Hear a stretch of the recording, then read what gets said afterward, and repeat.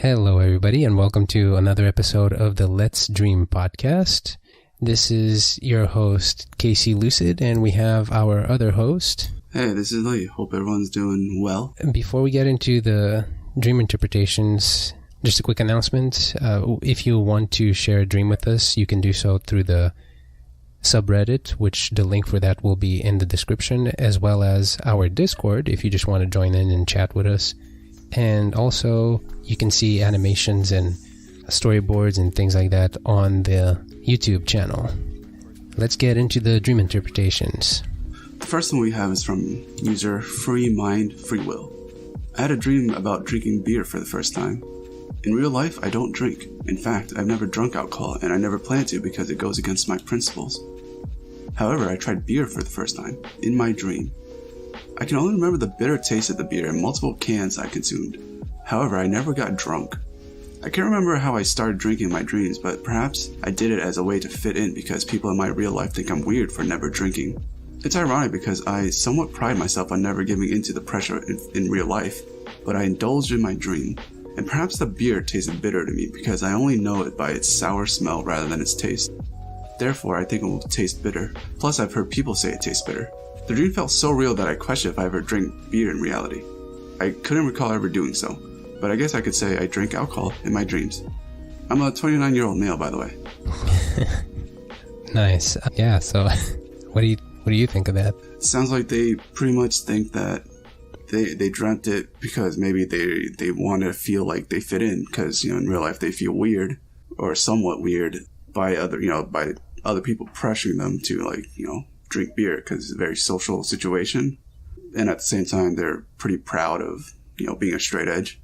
Yeah. It's funny how peer pressure and social situations can influence your subconscious on that level to the point where you dream about it. I don't blame you at all for not wanting to drink because I think alcohol is disgusting. I have no idea why people drink it, but yeah, I kind of understand that in the dream logic. I will say this, I have a ton of food allergies, so sometimes I purposely just lucid dream in order to pig out on things that I can't really eat in real life. Yeah, so I just find this dream interesting because it sounds like they were actually surprised by their dream, right? I feel like this is a great example about how maybe fitting in is a really kind of basic desire for people. Yeah, that's a great point. I don't know about you, but I've definitely had dreams before about something that I don't like or try to avoid, and then it appears in my dream. So that definitely, it's almost kind of the thing that you don't want happens because it's you have your attention on it, or at least you're thinking about it. Like you're making an active, conscious effort to not think about it? Exactly. Okay. Which is a catch-22. But I think this one is pretty straightforward. Obviously this person has strong thoughts about and feelings about not drinking, so yeah, it manifested in their dream. Yeah. By the way, I'm pretty sure whatever beer you taste in your dream tastes better than the ones in real life. Yeah. Really. But I really like the fact that they went into detail in explaining how it felt very real. And that's the thing that really always blows my mind is you eat something or drink something in a dream, it feels like a perfect match for what it would be in real life. Although I wonder, because they've never had it, I wonder if then, now I kind of want them to try it in real life just to see how it compares. Yeah, I think that's also interesting. Okay, well, let's see. So the next one that we have, they titled the dream versus reality. So it goes, to preface the story, I'm a heavy sleeper. I rarely wake up during the night and usually sleep through. I live next to a church, but I'm not religious. I'm a 27-year-old male. I had woken up during the night about 3 a.m. to an unavoidable light in my bedroom. As I came to my senses, the light became more potent and a man began to appear at the foot of my bed. The man was young, about 32, brown wavy hair pushed to the side, a bit of light stubble, brown eyes. He stood tall in a brown suede zipper jacket, thin build. He looked similar to me, but I knew he wasn't. I sat up without looking away. He had materialized from the light, but I could tell this was not a dream. The light illuminated the room, and I could see everything in it as if it was daylight. He stared, I stared back. We did not break eye contact for at least 30 seconds. Time felt longer than it was. I was in disbelief. Do not believe in ghosts, and I'm skeptical of the afterlife, which is more widely believed. No words were spoken, no movements made. He did not smile, but he wasn't sad or angry. I could tell that his presence was not ill-intentioned.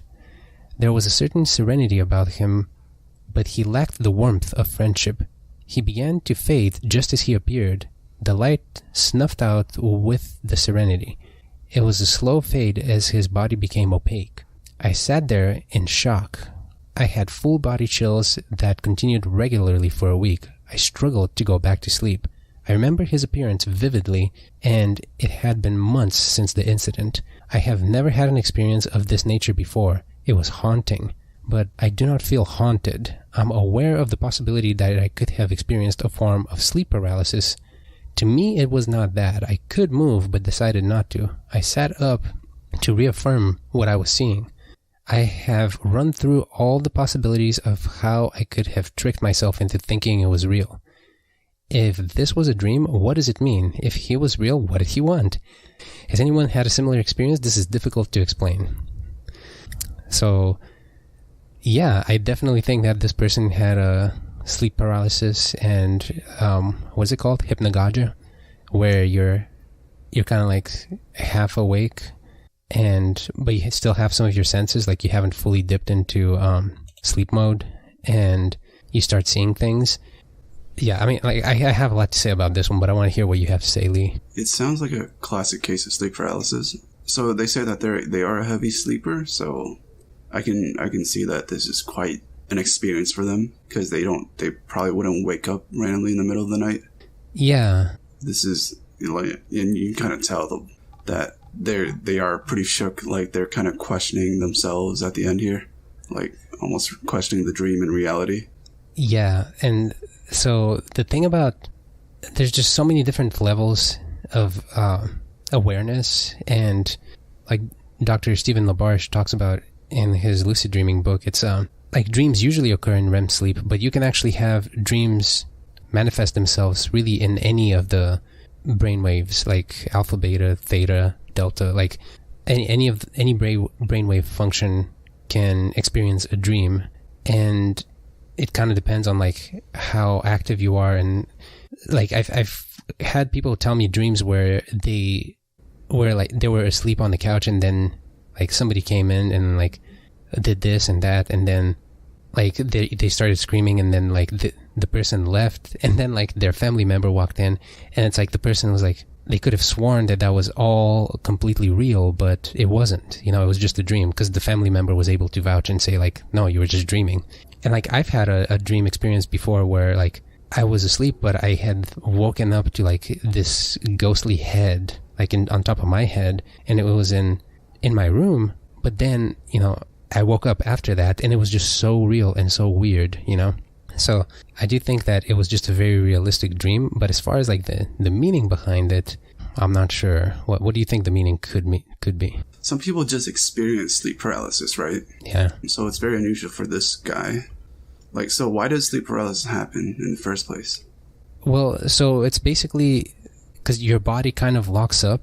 What is it? Your parasympathetic nervous system kind of like locks up, so you don't injure yourself during sleep. Yeah. But it doesn't kick in. So like there's actually different levels of it. Some people completely lock up, and then they're still like able to see their surroundings. Yep. And then in their surroundings, like their brain will just bring in imagery, which can like be really freaky because you're like paralyzed, and then things are happening, but things that aren't real.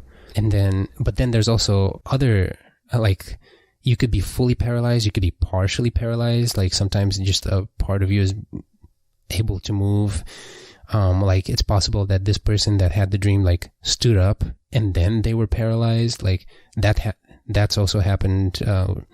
That's also a common one where people like will stand up, like not stand up completely, but just be in their bed, and like they'll sit up, and then they'll be up and then still be dreaming. I've actually had people tell me of like where their significant other is like up and they're like conducting something, but they're asleep, Yeah. So it's like, It's creepy. yeah. So that's the mechanical like function of like the sleep paralysis. But like, is there like a trigger for why it becomes induced? It's just, it has something to do with like, and maybe we can do like a whole separate episode on this, but it has something to do with the fact that it has to do with your nervous system and the triggers that set off your brain to let your brain know that you can start dreaming, but it's just like you're not fully ready to start dreaming. So it's weird. It's kind of like, it's almost like a glitch. Yeah. So what I was trying to get at is like, is there an emotional like trigger as well? Like, certain people kind of experience sleep paralysis like maybe once a week, something more regular, right? Yes. It usually has it's usually a very scary experience, and it's terrifying because most people will be paralyzed and they'll see some sort of demon in the dark corner of their room arising from the foot of their bed. These images appear. And I think partially I feel like it's because of your bottom-up sensory inputs, meaning that like, hey, whatever you see is like your brain's trying to like piece together information, especially in the dark. So, like I've said this before, like the Bloody Mary example where kids go in the bathroom, look at the mirror, they say Bloody Mary 3 times, and like she appears in the mirror, but that's actually your brain trying to like piece together your information of the imagery, and the image becomes twisted. So like a lot of times I feel like, well, my theory is that whatever your brain is conjuring up, it's also getting the information from the darkness that you're receiving. And so a lot of times it becomes twisted. No, I think that's a really good. It's just like looking at an impressionist painting, like your brain kind of pieces it together and does the rest of the work to make the image come about. But as far as like the light and like, it's strange because you can literally have a dream where you are out in the middle of a field on a sunny day, and then you wake up and it's the dead of night and it's pitch black. It's like. Yeah, it's so bizarre. Yeah. So for this user, like, I think this is probably a very, a typical sleep paralysis, and maybe they should look at if they're being bothered by something, right? And like, I think they're not knowing what to like respect from this dream, almost, right? They're like, is this just a ghost? Is this just is this reality? Is this a dream? Like, it felt so real. And I think the fact that, hey, if it felt real, then it is real, even though it wasn't actually real, right? Yeah. No, I like how you describe that, because that's that's kind of how I think about dreams. It's just like a separate reality. It's not this one, but it can be just as real. Like absolutely everything you experience in it, like emotions, sensations, everything. What I did want to say though, like whenever I had my ghost dream, it was interesting because I was reading about like the hungry ghost realm of hell in Buddhist scriptures. So, and it was really interesting, but I'm very superstitious. So it's like, maybe I think like it just triggered something in me to have that dream, but definitely think about like what happened throughout the day before you had that dream, or what was on your mind, because obviously our thoughts throughout the day heavily influence our dreams throughout the night. Yeah. So like basic examples, like you watch a horror movie, you're going to dream about scary stuff from it, right? Yeah. I mean, that's a common one, but yeah. All right. So on to the next dream. Okay. All right. So this one's from user Crying Alice 463663. They called it Trauma Dream, and they flared it with a nightmare. It's kind of a long one. So the dream goes, it started with my granny and my dad shouting at me and saying how lazy I was that I hadn't cleaned. I can't remember what else my dad was shouting about, but it was surprising because I didn't know he'd been annoyed about it, as he'd never brought it up before. And they were saying that they wanted me to be more like my twin brother. This was in the kitchen in our old house, and I had just gotten home. So I went upstairs and I had been sleeping in the spare room, whilst I had the 2 other rooms intact. The first one I had to clean out was my room from when I was really young. It was painted pink, and there were sparkles mixed into the paint, and there were butterflies models hanging from the ceiling. I had my old dollhouse in there, and it was like a room lost in time. I forgot what it looked like. The second room was when I was a little older. It was painted with turquoise, and it was eerie as it felt like I had got up and left one random day. The calendar was left on a day in 2019, and there was photos of my twin and dad on the wall, with artwork by my best friend. Anyway, I started cleaning out the second room mostly, and when I was reading the calendar, I was remembering a romance I had where I was very nervous to speak to him, and it reminded me of the Amelie, the movie. Although every time I went into the pink room, there was a door on the other side, which wasn't there in real life. But I guess it was in the dream. It led to a gym hall, but on the other side of the hall, there was another doorway, which was locked, and it was dark. Now the lights in the room on the other side of the gym hall were on, and the door was slightly ajar. I could see that there was a big staircase leading upwards. I kept trying to ignore it because it creeped me out, and I knew I'd see a ghost or something. I ignored it about 3 times before deciding to go see, and because it felt like I needed to. I went through the cracked open door, and there were 2 chairs sitting on top of the staircase. My mom was sitting in one of them, in her dressing gown, and the ghost of Mickey Mouse was sitting in the other. I got really excited saying, "Oh my god, Mom, look, it's Mickey Mouse," but she didn't really react.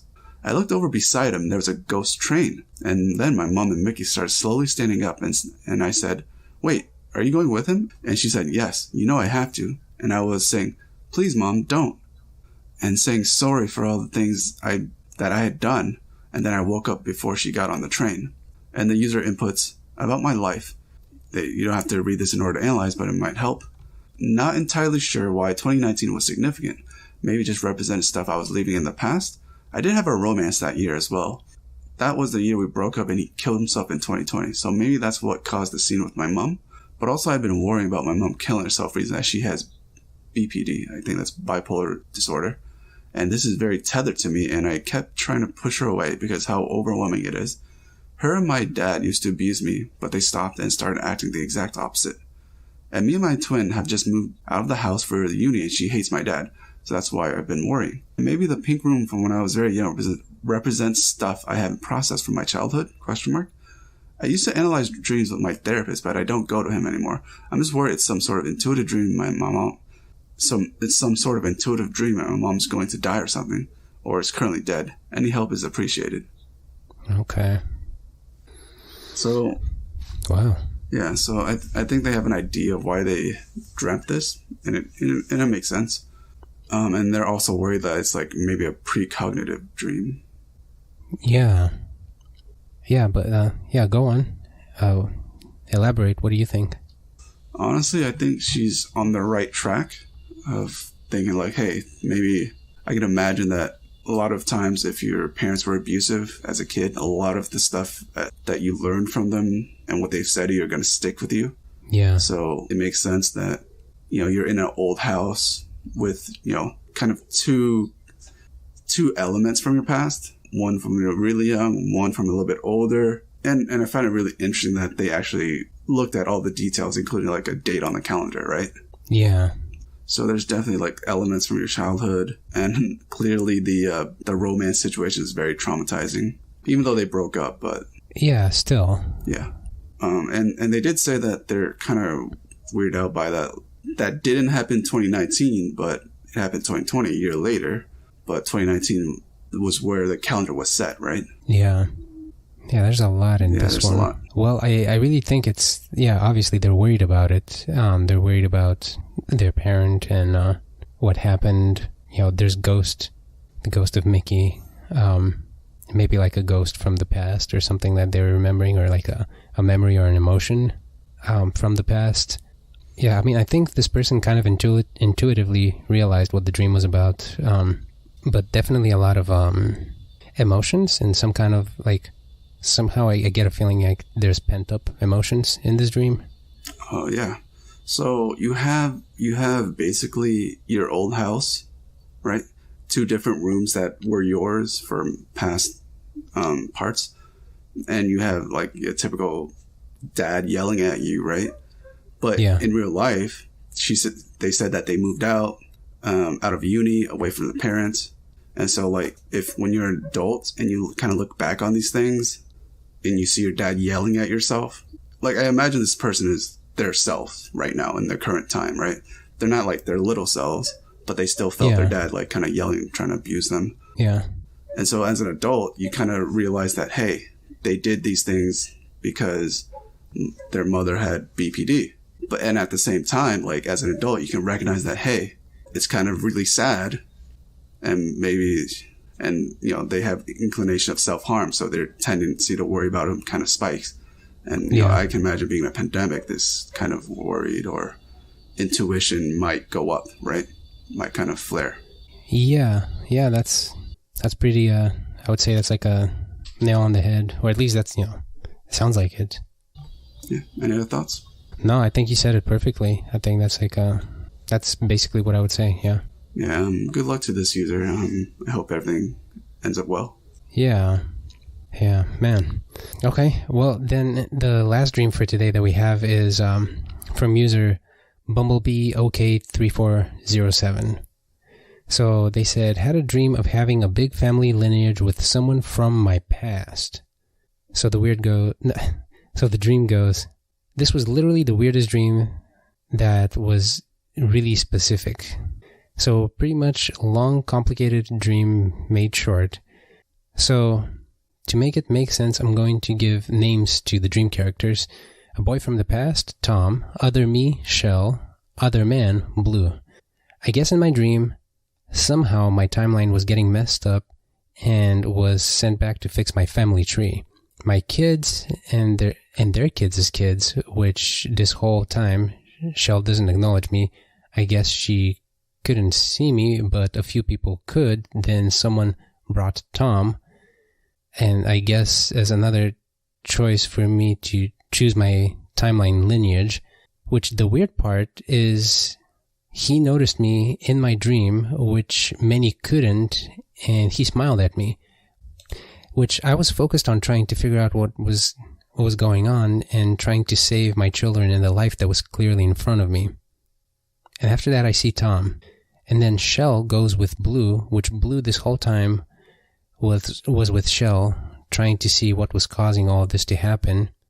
And in this obvious dreamscape realm, I saw Shell and Blue enter this gray building on some kind of a cloud off the ground, and Shell was arguing with him. I was outside of the building and kind of able to see the silhouette, but didn't hear anything, and then her lineage vanished once they were done arguing. I was still confused and shocked to see like my whole life be gone and my family 3 generations of life vanished. Then I look over to see Tom squatting and crying like he was hurt, and I wasn't trying to be with him, and as soon as I got to him to see if he can see me, I said his name and we looked at each other, and the huge family lineage popped up in front of us, like a huge long list of people and bigger, happier looking people than Shell's lineage. And I'm lost. And then immediately Tom goes off and runs down, and I start walking down the line also. And then I also start walking down the line, and I'm shocked that there's so many different personalities, and some could see me, and we hugged, and it was wonderful. But then I got thrown back into my dream's reality, but I could still somehow see the older version of me and Tom, and ended up at their wedding renewal, and we're like old, but it's not me. I talk with him and this guy, and I discover that we weren't happy all the time, and that he wasn't truly attracted to me. And then I realized somehow that the man I was speaking to was another version of my husband. And then the wedding's over, and I'm in that version of life. Sorry that this is a long dream, but I haven't seen Tom since high school, and I'm 20 now, and this just bugged me. Yeah, kind of this dream is a little bit all over the place, but if I had to sum it up, it's basically the dreamer wondering what would have happened if she stayed with this other guy. That's kind of what I gathered from it, because she says that the other version of herself, which she's calling Shell, is with this other guy, Blue, and then they end up arguing, and then she sees her lineage vanish, but then she remembers Tom from high school, I guess, and then imagines a lineage with him, which was full of happy descendants, but then, then she goes back to her regular life whenever she wakes up. Yeah, this one was kind of all over the place, but that's kind of what I got from it. What do you think? Oh, no, I think that makes a lot of sense. I was thinking of the opposite, the lineage, like tree line, following back your tree line. Like they went into the past and then try to save. Yeah, well, she starts with that. She starts with like her previous, like her past, and her lineage, and then like that led to her, and then she was looking down her lineage, and then her alternate self. Yeah, I know what you said makes sense. Yeah, the user very, very minimal on the grammar. Yeah, they didn't really use any punctuation, so it's kind of hard to read. But I mean, good job, like deducing that. Yeah, that's what I would say. I think it's kind of like, it's obvious that she's just wondering how things would have turned out. A little bit of regrets from the past, probably. Maybe. I mean, hey, we've all got them. Yep. All right, and so that's all we have for you today. I hope you guys enjoyed. Hope you guys liked our weird thoughts on these dreams. Let us know what you thought, and if you have any ideas about these dreams yourself, we'd love to hear it. Check out the description for all the socials, and we hope to see you join the Discord and talk to us. And we'll see you in the next video. Bye, everyone.